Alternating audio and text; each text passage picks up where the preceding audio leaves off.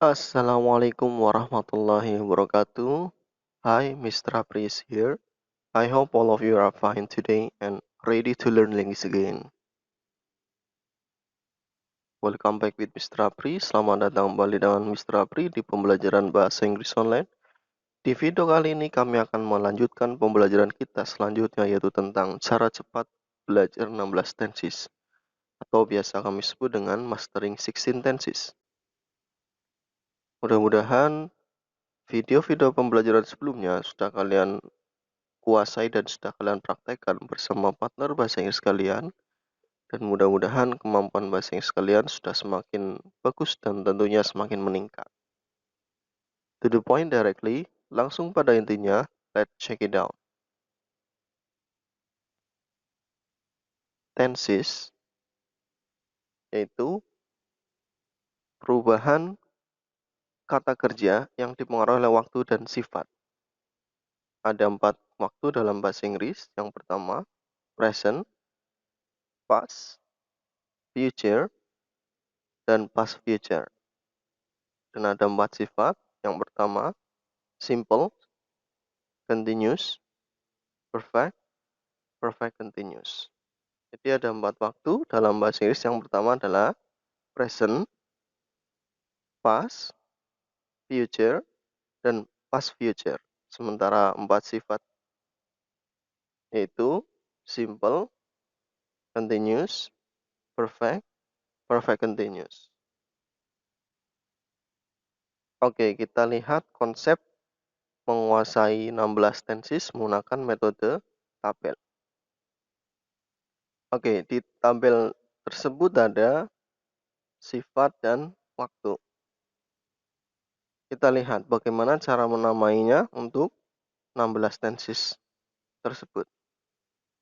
Oke, jadi kita lihat nomor 1, 2, 3, 4 konsepnya nanti dipahami. Setelah itu kalian akan mengetahui caranya untuk menamai 16 tenses tersebut.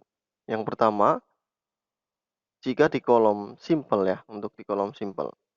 Oke, kita lihat dari sifatnya dulu, yaitu simple, kemudian baru ke waktu, present. Jadi nomor 1 namanya simple present.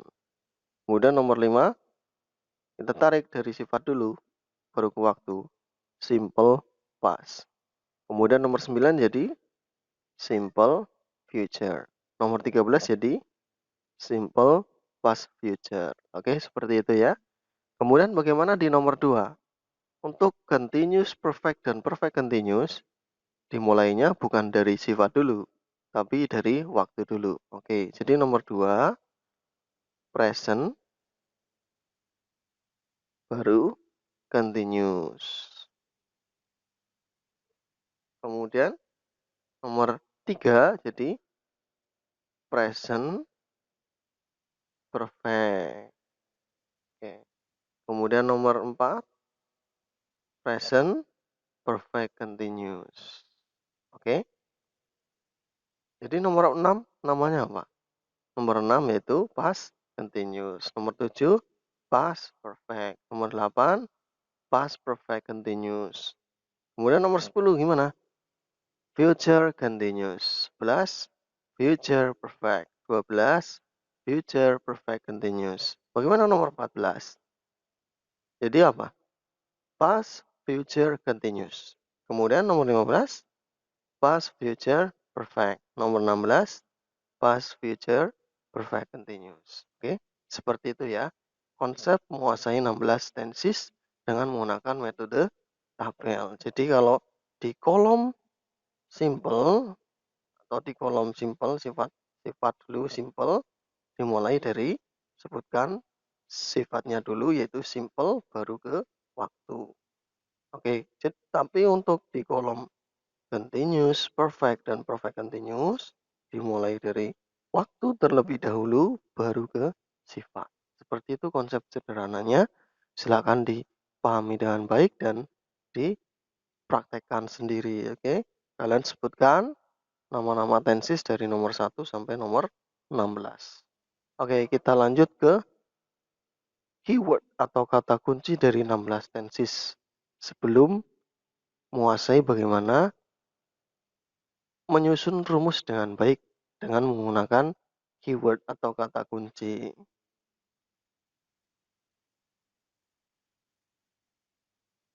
Oke, kita lihat untuk kata kunci atau keyword di 16 tenses. Jadi di kolom simple ini sebenarnya menggunakan verb 1 semua. Ya, di kolom simple kita menggunakan verb 1 semua. Kecuali ini, kecuali nomor 1 dan nomor 5 ini.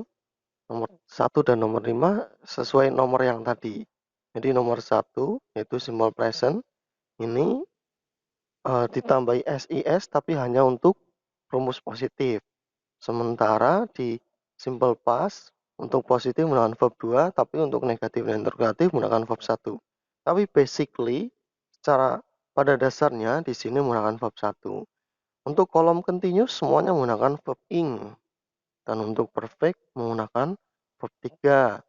Untuk perfect continuous menggunakan verb ing lagi. Jadi di sini verb 1 kecuali 1 dan 5 ya di positif, kemudian ini verb ing, ini verb 3 dan ini verb ing lagi. Oke, kalian harus menguasai konsepnya di sini ya. Kuasai ini karena ini menjadi kata kunci. Dengan menggunakan modal ini saja kalian akan bisa menguasai bagaimana menyusun rumus 16 tenses menggunakan kata kunci ini saja. Oke, yang pertama yaitu untuk tense nomor 1 sampai 16 ini ya. Kata kuncinya itu verb 1 SIS do does. Kemudian nomor 2 is MR verb ing. Nomor 3 have has verb 3. Nomor 4 have has been verb ing. Oke, kemudian di nomor 5 sampai 8 kalau kita lihat verb 1 SIS di sini menjadi verb 2. Do does jadi did. Jadi verb 2 did. SMR dilampau menjadi was were. Jadi was were verb ing. Kemudian have has berubah menjadi had verb 3. Have has been menjadi had been verb ing. Jadi saya ulangi lagi. Verb 2 did. Kemudian nomor 6 was were verb ing. 7 had verb 3. 8 had been verb ing. Kemudian kita lanjut nomor 9 sampai nomor 12. Will shall verb 1, kemudian will shall be verb ing, will shall have verb 3, will shall have been verb ing. Kemudian di past future atau nomor 13 sampai 16, will shall di nomor 9 sampai 12 berubah menjadi would should. Jadi would should verb 1, would should be verb ing, would should have verb 3, would should have been verb ing. Jadi kalian kuasai ini terlebih dahulu, kalian hafalkan, dan sekarang setelah hafal, nanti kalian baru boleh ke next explanation, ke penjelasan selanjutnya. Oke, kita lanjut ke penjelasan selanjutnya, yaitu bagaimana menyusun rumus 16 tenses menggunakan metode ini. Tapi yang saya contohkan tidak 16 tenses ya. Oke, hanya beberapa tenses sebagai example saja. Setelah itu kalian boleh coret-coret di kertas kalian dan tulis 16 tenses. Oke, pola dasar kalimat yaitu SPO, subjek, predikat, objek. Dan keyword tenses atau kata kunci tenses nomor 1 yaitu verb 1 SIS do does. Catatan di sini nih, verb 1 SIS hanya digunakan di rumus positif, sedangkan di negatif dan interrogatif menggunakan verb 1. Kemudian do does hanya digunakan di rumus negatif dan interrogatif. Jadi yang perlu diotak-atik yaitu di predikatnya saja, karena subjek dan objek kalian hanya menurunkan saja. Jadi rumusnya subjek, kemudian di situ lihat verb 1 SIS hanya digunakan di rumus positif, langsung di sini. Verb 1 SIS turunkan objek atau tulis objek. Kemudian di negatif subjek. Di sini ada do does digunakan di negatif dan interrogatif. Do does baru not, kemudian verb 1. Oke ya. Karena yang tambah ss hanya di positif. Kemudian objek. Sementara di interrogatif rumusnya do does, masukkan subjek, kemudian verb 1, objek. Seperti itu ya. Jadi dipahami lagi bahwa verb 1 SIS hanya digunakan di rumus positif. Sedangkan di negatif dan interrogatif hanya menggunakan verb 1. Sementara do does digunakan di rumus positif dan interrogatif. Jadi di positif tidak ada do does-nya. Oke, kita next ke pola berikutnya. Keyword tenses nomor 2 yaitu is, are, verb ing. Nah, di sini tidak ada catatan sama sekali. Ya, tinggal masukkan saja yaitu subjek, is, are, verb ing, objek. Kemudian di negatif, subjek, is, are, not. Ingat di negatif harus ada not-nya. Kemudian verb ing, objek. Kemudian di interrogatif, tinggal dipindah is, are-nya di depan subjek. Is, are, subjek, verb ing, objek. Kemudian keyword tenses nomor 3 yaitu have has verb 3 atau have has verb 3. Tinggal diturunkan saja atau tulis saja subjek, have has, verb 3 atau verb 3, objek. Kemudian subjek, have has, masukkan not, verb 3, objek. Kemudian di interrogatif, have has, subjek, verb 3, objek. Oke. Nah, ini yang berbeda sama nomor 1 dan nomor 5, terutama di rumus positif. Oke, keyword tenses nomor 5 yaitu verb to. Di catatan, verb to hanya digunakan di kalimat positif. Ingat, verb 2 hanya digunakan di kalimat positif. Sedangkan di kalimat negatif dan interrogatif atau negatif dan tanya, gunakan verb 1. Oke, tidak menggunakan verb 2 lagi. Jadi digunakan di kalimat negatif dan interrogatif. Jadi polanya ya seperti di atas. Subjek, verb to, objek.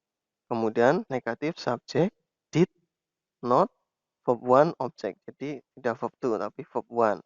Kemudian interrogatif, did, subjek, verb 1, objek. Oke, keyword tenses nomor 9, will, shall, verb 1. Jadi polanya subjek, will, shall, verb 1, objek. Jadi tinggal diturunkan saja. Kemudian subjek, will, shall not, verb 1, objek. Kemudian interrogatif, will, shall, subjek, verb 1, objek. Nah, sekarang kita bayang-bayang. Apa rumus atau apa kata kunci dari tense nomor 6? Oke, nomor 6 yaitu was, were, verb ing. Bagaimana cara menyusunnya? Tinggal dimasukkan saja atau tinggal ditulis saja. Subjek, habis itu was, were, verb ing, objek. Kemudian negatif, subjek, was, were not, verb ing, objek. Sementara di interrogatif, tinggal pindahkan was, were di depan subjek. Was, were, subjek, verb ing, objek. Oke, seperti itu ya penjelasan saya. Yang sedikit berbeda yaitu di tenses nomor 8, nomor 4, 8, 10, 11, 12, dan 14, 15, 16. Tentunya di situ yang sering salah yaitu cara meletakkan not dan subjek dalam kalimat pertanyaan. Ini berawal dari pengalaman saya mengajar di lembaga bahasa. Itu kesalahan pasti di situ, hanya cara meletakkan not dan subjek di kalimat negatif dan interrogatif di tenses yang tadi saya sebutkan. Selebihnya betul konsepnya seperti ini ya. Basically konsepnya seperti ini. Oke, mudah-mudahan bermanfaat. Jangan lupa untuk terus mempraktekkan bahasa Inggris kalian bersama partner bahasa Inggris kalian. Jika masih merasa bingung, silakan ulangi video tersebut beberapa kali sampai benar-benar kalian bisa memahami. Jika ada pertanyaan, silakan lakukan di tulis di kolom komentar untuk penjelasannya. Oke ya, untuk misalkan ada bingung saya akan jelaskan di kolom komentar. Semoga bermanfaat. Practice make perfect. Praktek membuat sempurna. Semakin banyak praktek, semakin bagus bahasa Inggris kalian. Setelah saya say, Assalamualaikum warahmatullahi wabarakatuh. See you in the next video.